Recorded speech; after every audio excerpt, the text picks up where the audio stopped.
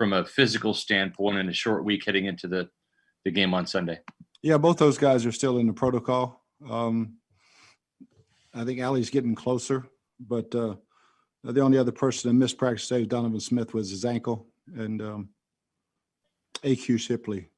So we'll see how the week goes. Donovan, he doesn't miss many games, so we'll hope. We got our fingers crossed he'll make it, and we'll see more on AQ tomorrow.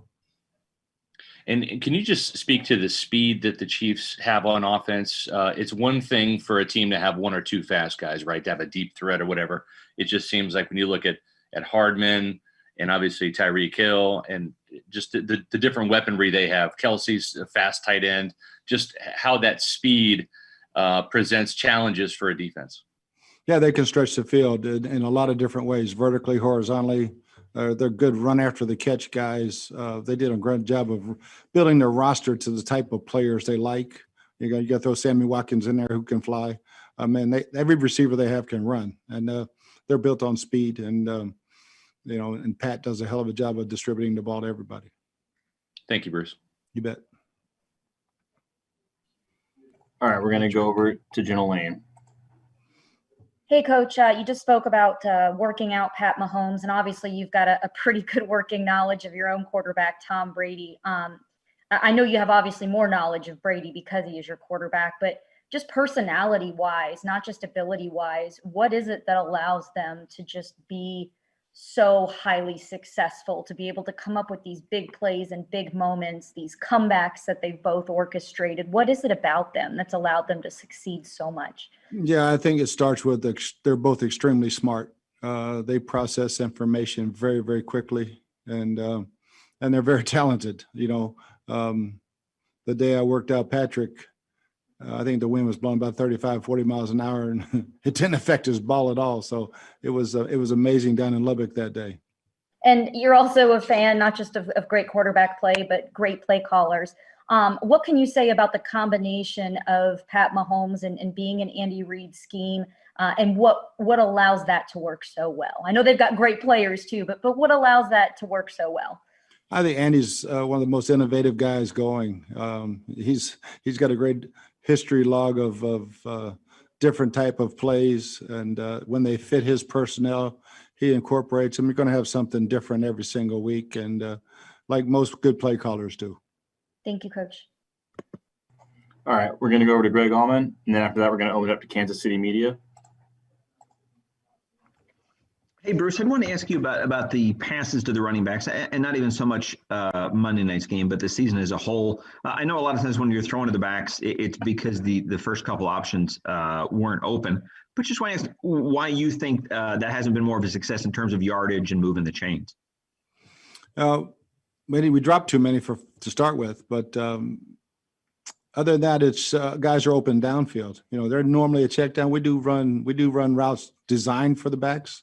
And they've been successful. So, I think back of a couple different ones that Leonard has had, Carolina the first game, and a couple others where he's done a good job with it. Normally, our screen game has been really good. We just busted the protection on the screen the other night and missed the call that we had made on who was blocking the defensive end. So, they've always been a good part of our offense. Obviously, when they have wide receiver skills, it's different. You can use them a whole lot different. Bruce, early, like in the Chargers game and a couple games early, we saw Keyshawn Vaughn on the field and saw some promise from him. As you guys try and figure out that pass catching aspect of it, is he an option for you in these last 5 games? Just trying to get him active. Right now, we can't have everybody dress as much as I'd love to, and just getting everybody. He's doing a great job. He's working. He's going to be a heck of a player. It's just getting him on the field, getting him on the roster on Sunday, and. Normally we've been dressing 3 backs. Last week 4 with Kenyon being really a returner. So each week those last 3 or 4 spots are really hard to fill, and he's been getting knocked out of it. And in choosing that third back, you guys have gone with McCoy consistently, even though he really hasn't been playing. Is that just more trusting him more in an injury situation to take on a big role? Yeah, he can do everything. He's a veteran player who's been out there, especially on Monday night, Sunday night. It's not no knock at all on Keyshawn, because I think he's going to be one heck of a football player for us. Okay, thanks, Bruce. You bet. All All right, now we're going to Kansas City media. We'll start with Sam Melander. Hey, Bruce. We've seen teams defend the Chiefs differently than they've defended other opponents, particularly in like kind of blitz percentages, blitz ratios. I'm just curious, how do you balance, sort of the need to do what you do well versus, match up with the Chiefs? And is it different against them than it is a more typical opponent? I think, it is different, mainly because of the speed and the number of weapons, who you're putting in man-to-man, and or if you're doing a lot of blitz zones. So each week is a totally different animal when it comes to that and how they protect. So you still want to get pressure on the quarterback, try to get in his head a little bit as much as possible, but not put yourself in too much jeopardy either. Thank you. All right, we'll go over to Adam Teicher for native Kansas City media. Please raise your hand. Hey, Bruce, curious to get your take on this as someone who coached on a couple different Super Bowl winning teams. Why is it so difficult for teams to repeat? What kind of challenges are the Chiefs facing in that regard right now? I think they have an advantage this year. In years past, that lingers all the way through spring. The Super Bowl hangover lasts a long time. But in this year with no off season and them having everybody back, I think it was over quickly, with the pandemic. So I think unlike other years where, you're getting accolades all the way through training camp and you're getting rings and you're getting this and you're getting that and you're getting invited to everything, sometimes it can become a distraction for that team. Sometimes the injury bug hits you too, but because guys didn't quite work out as hard as they had in the past years. But I think this year is totally different, and they're obviously a power in the AFC right now. Okay. Thanks, Bruce. Mm-hmm. All right, we'll go over to Sarah Walsh. Hey, Bruce, you mentioned a couple times just how smart Mahomes is. And I know you always say that the best way to affect a quarterback is to get after him. With a guy that can sort of get things done on the run the way he's been doing, we've seen it before, and especially this year. How do you do that against a guy that's so smart that if you flush him out, he'll make something happen? Yeah, I think, he's a very unique individual that, you teach young guys never throw it back across the field, but he does it in a ridiculous manner. Sidearm, underhand, and he's very accurate with it. Most guys cannot do that. Just he has a different skill set than other people as far as throwing back across the field.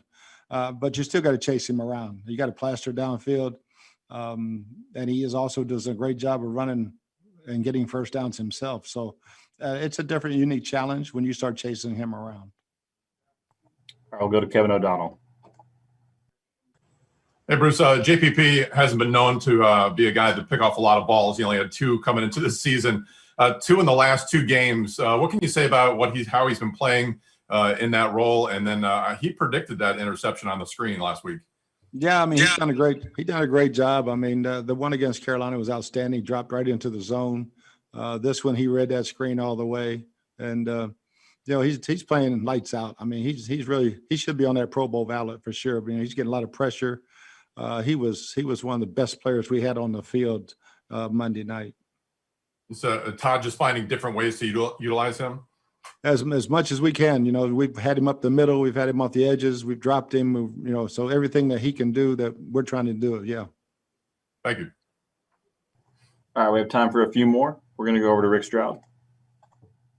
Bruce, just getting back to the quarterback position, because you scout these guys. I mean, we start seeing, guys come out that are like Kyler Murray or Baker Mayfield, or even Russell Wilson's been out now for a while.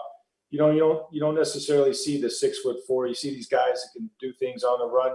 Is that going to be more and more, you think, what the quarterback position will look like, or will there always be those guys that have to stand in the pocket and deliver? Yeah, I think each year's so different, Rick.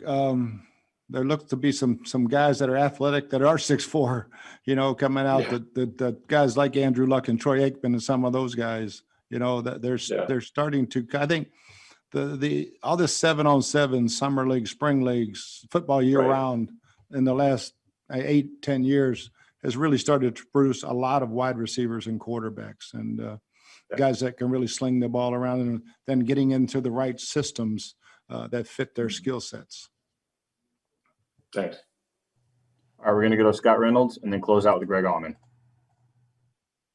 Bruce, two quick questions for you. What was your analysis of your scattering report, if you will, on Clyde Edwards-Helaire coming out? And then with regards to penalties, 2 penalties for 7 yards, or I should say on Monday night. You've had 6 weeks now with less than 40 yards of penalties. I know that was a problem early in the season and last year, but can you just speak to the success your guys have had in maintaining the discipline in a week-to-week basis? Yeah, to start with the penalties, I was still pissed off that they had the 2 because they were big ones. They were big first downs inside the 10. We could have held them to field goals there. That changes the game. So those were offensively, we've done a good job of eliminating pre-snap penalties. And so, yeah, the guys took it upon themselves. I preached about it. When they start preaching it, it usually works. Clyde, yeah, we loved him. We had him rated very, very high on the board, and love the way he plays the game. I mean, he is ultimate football player. He's tough tackle, great hands.